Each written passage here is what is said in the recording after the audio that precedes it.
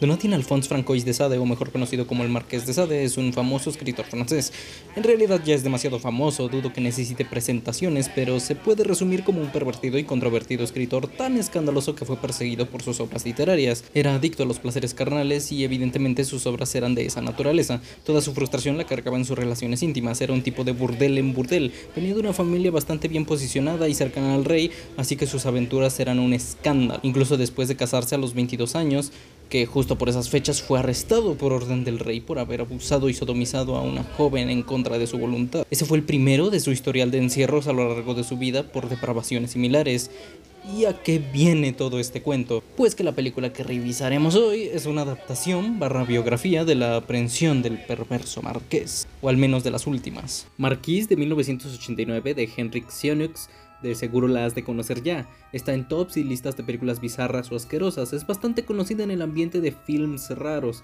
Tal vez la llegaste a ver por morbo y en efecto, viste lo que esperabas ver, pero esta vez repasaremos la película para abordar su mensaje y cómo es más de lo que parece y pretende ser. Una película perversa y hasta asquerosa por momentos. Y también hablo de ella porque apenas la vi, así que este guión se escribe bastante fresco y la verdad no esperaba hablar de esta cosa. Una sátira más que nada a las desventuras del mismo. Es bizarra, demencial y morbosa, ya sé, pero es genial la cantidad de cosas bien que hace al mismo tiempo. Me parece estupenda la idea que sea interpretada con marionetas animatrónicas del estilo televisivo de la época, como animales antropomórficos. A cada personalidad que se nos es presentada le corresponde un animal específico, en un paralelismo satírico genial, deshumanizando y reduciendo a los humanos a sus impulsos más primitivos y perversos, mientras adapta ciertos momentos de sus libros, obviamente ultra deleznables, también contando como preludio de la toma de la Bastilla y es sorprendentemente precisa históricamente. En cuanto a la bio del marqués, claro, no es una parodia de sí mismo, según sus descripciones adaptan bien su gracia y perversión, es exactamente así,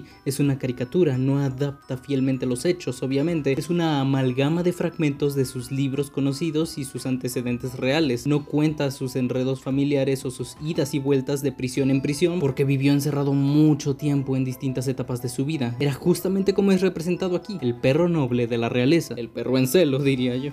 Es tal vez lo más cercano a una adaptación acérrima a sus relatos, pues la mayoría de filmes que se basan en él son más que nada inspirados en los mismos, una visión contemporánea de su imaginación sadiana, porque una adaptación más literal, que no tiene por qué serlo, pero una adaptación propiamente de sus libros sería muy inaudita. De por sí los más acertados lo son, por ejemplo Justine de 1969 por Jesús Franco, una producción que es mediocre por sí sola por muchos más factores que ser una mala adaptación, pero se queda como algo interesante dentro de producciones de bajo presupuesto. Una que destacaría, aunque es más biopic, sería Marat Sade, pero esta es más que nada una película biográfica, teatral que expone la dualidad de la realidad revolucionaria del médico y científico Jean-Paul Marat y al Marqués de Sade, o la favorita de los edgys, la repulsiva pero verosímil Saló 120 días en Sodoma, una película que para muchos es la obra definitiva sobre Sade, pero que las implicaciones antes y después para realizarla fueron muy polémicas y con razón. Para algunos es sadismo sin sentido, yo creo que sí lo tiene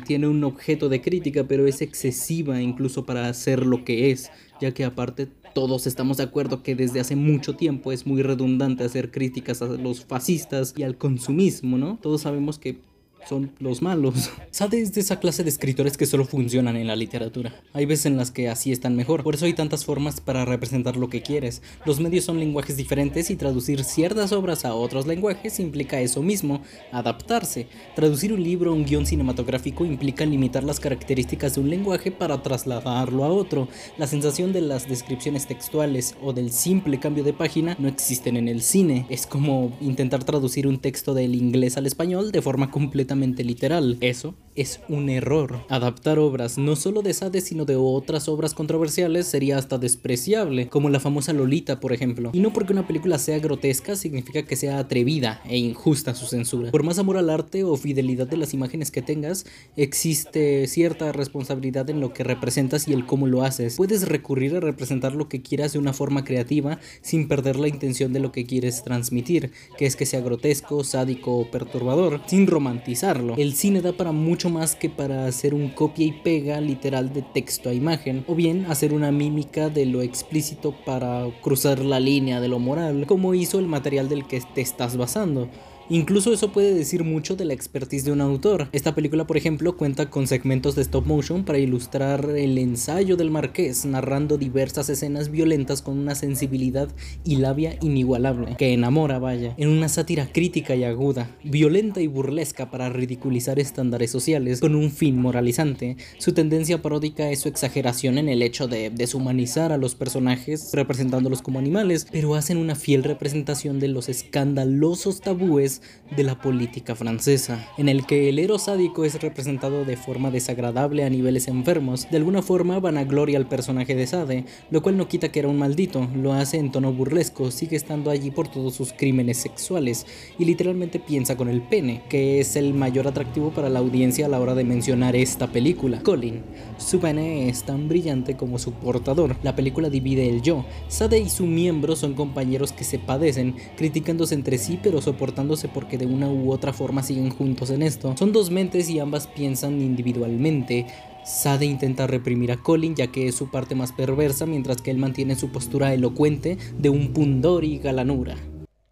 Maintenant je sais que tu parles plus que tu n'agis. Dans le fond, tu ne me mérites pas. Una vaca llamada Justin le confiesa al cura de la Bastilla que fue abusada por el rey y espera a su hijo. El cura no permitirá que salga a la luz esta información, así que para encubrirlo decide incriminar a Sade, dejándole con ella a solas en su celda. Uno esperaría que Sade haga lo que mejor sabe hacer, pero Sade la enamora con sus elocuentes y sádicos escritos. Y sí, en realidad por esto supongo el condenado se le facilitaba rodearse de amantes a lo largo de su vida, y tal vez un poco más, ya que el carcelero, Ambert, la rata rastrera, le ruega durante toda la película ser sodomizado. Más adelante se vale de su confianza de una forma en que no sé si quiera narrar, solo diré que lo sodomiza con las tan reclamadas y rechazadas langostas. Pero su enredo carcelario lo pone frente a toda una red conspirativa dentro de la Bastilla, siendo interceptado por el gallo Gaitán de Probois, director de la prisión, al cual también disfruta del crimen de la sodomía. Es encarcelado nuevamente y el cura ve una mina de oro editorial en sus atrevidos escritos e intenta apropiárselos. Esto hace referencia a que muchas de las cosas que escribía en prisión o se destruían o eran tomados y apropiados por otros escritores, así que se cree que más de uno de sus relatos están desperdigados por allí. Juliette la Yegua, una republicana conspiradora de la Bastilla que sodomizaba al gallo, el director, perpetúa la fuga que estalla la toma de la Bastilla y terminan acribillando al gallo y se extasia por última vez. Colin queda maravillado por ella después del escape y el estallido de la revolución. Juliette se suicida, pero es resucitada por Colin de un beso. Efectivamente, surrealista. Llegando al final, al puro estilo de René Descartes, Colin y Sade en libertad van por su propio camino. Al pensar existen de forma autónoma, son dos componentes miscibles que conforman un solo cuerpo material que para el plot de la historia se destilan al comprenderse mutuamente, así que siempre fueron independientes uno del otro. En la mente no material es donde se encuentra toda su esencia y es la parte más fundamental de la identidad. El hombre se despoja de sus instintos primitivos para ensimismarse en filosofar sobre lo que procede, su vida y su realidad. Cura y reivindica en cierta forma a Sade, deconstruyéndolo para así dejar solo su lado filosófico o más humano, dejando de lado la versión que todos conocemos del mismo. Individualiza en dos espectros al escritor para satirizarlo a él y a su obra. Ce n'est pas ma façon de penser qui a fait mon malheur. C'est celle des autres.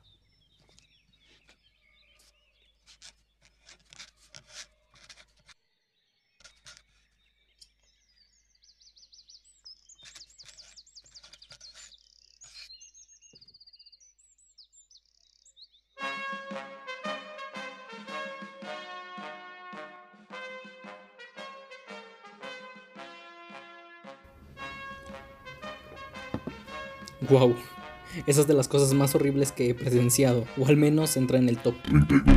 Su horrible puesta en escena, en el buen sentido, es lo que la hace bastante única. Tomen en cuenta que salió en el 89, hay una colección de películas extrañas muy extensa, aunque a decir verdad hay algunas que son difíciles de llamar cine, porque no cuentan gran cosa, más bien son experimentos sin narrativa u estructura, parecido a lo que sería considerado arte abstracto, y dirán, ¿por qué hablas de una película de un perro hablando con su pene? Pues no sé.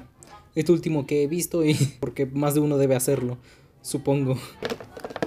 En fin, me gustaría conocer y rever más películas bizarras para igual hablar de ellas. Son obras que valen la pena ser filmadas, espectearlas y reseñarlas, barra criticarlas subjetivamente, barra analizarlas superficialmente. No sé,